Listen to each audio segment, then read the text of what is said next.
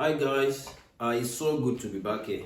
I could remember the last time I posted here should be about a year ago. Well, the plan was to be consistent, but life gets in the way. So hopefully now I'm back for good.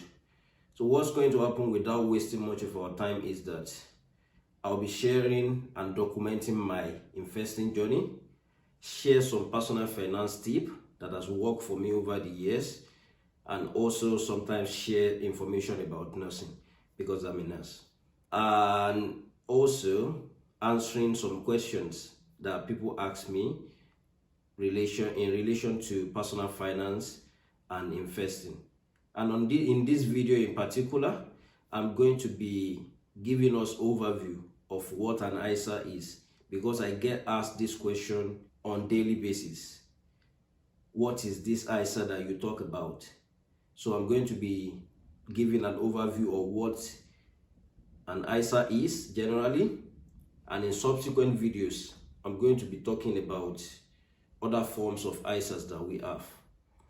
So an ISA is a tax efficient account in the UK, and in this account the government gives you £20,000 allowance, and this £20,000 allowance can be invested. So we have four types of ISA. The first is the cash ISA. Second one is the stocks and shares ISA. The third one is the innovative finance ISA, and also we have lifetime ISA. So those are the four types of ISA that we have. Who can open this account? Any individual that is 16 years and above can open a cash ISA. Individuals that are 18 years and above can open a stocks and shares ISA, and also individuals that are 18 years and above but below 40 can open a lifetime ISA. Note that you can't open an ISA on behalf of someone, except of course only in terms of junior ISA. That's the only one you can open on behalf of someone. But in this one we are only talking about the adult ISA, not the junior ISA, because the allowance is quite different from the adult one. So what are the benefits of ISA? So the main benefit of ISA is the fact that that money, if the allowance, if invested, you will not be paying any income and capital tax on it. And even if you file your tax return, you don't have to declare your ISA. So that is the main benefit of this account. So this technically means if you invested £20,000, which is the whole of your ISA allowance, and you gain 20,000, making 40,000, that capital gain will not be taxed. Or if you receive any dividend on those stocks that you purchase, those dividends will not be taxed. Although there is more to talk about on when we get to the stocks and shares ISA part, that we will know that some dividend can be taxed, but that is not the purpose of this video. So the next thing will now be, how can you put money inside this account?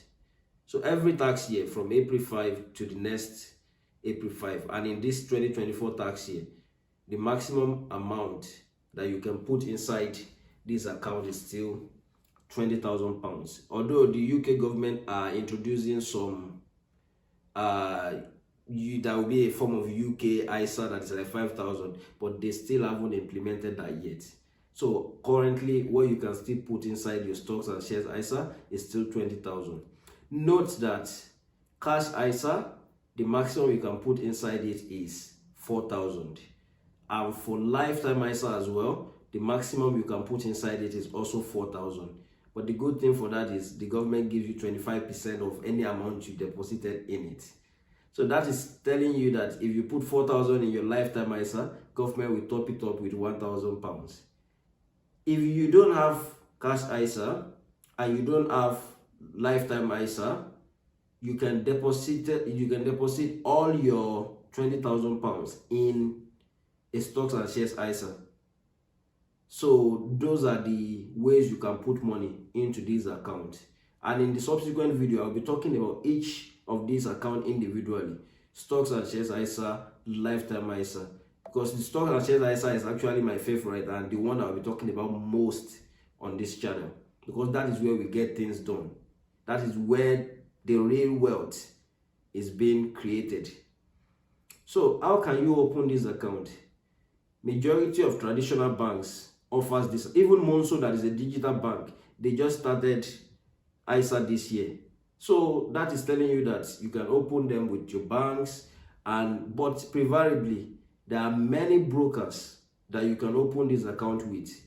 They offers the one that is more cost effective and also that gives you more varieties than what banks will offer you. And popular ones are Trading 212, Vanguard, Invest Engine, Agris, Lansdowne, Free Trade. Of course, there is all of them offers the same ISA, but it depends on what you want. Do you want to invest in mainly ETFs? Do you want individual stocks? That is what will give you hints on which one to go for. I'll be making a separate video to talk about which one I think is best and why you should go for which. So I'll make a separate video on that one later. So those are how you can open this account. Withdrawing from this account is no issue at all. So because you can withdraw your money out at any point, the only one that have a condition will be the Lifetime ISA. So for Lifetime ISA, you can withdraw the money out on 2 occasions. If you want to use it to buy your first house or at retirement. If you take the money out outside of these 2 conditions, you will be penalized. So that is for Lifetime ISA. But for both cash ISA and Stocks and Shares ISA, you can withdraw your money anytime. The only downside to it is that you are only entitled to £20,000 allowance every year. And once you withdraw that money out, that is part of your £20,000 allowance. And this £20,000 allowance cannot be carried to the following year. So if you have not been using your allowance all these years, those allowances cannot be carried to the next year. Every year you get a different one. We don't know what's going to come next tax year, but for this tax year we are still entitled to £20,000 allowance. Another thing to note is that if you are putting all your allowance inside the Stocks and Shares ISA, you need to know that investment comes with risk. Because for Stocks and Shares ISA, you are buying shares of companies.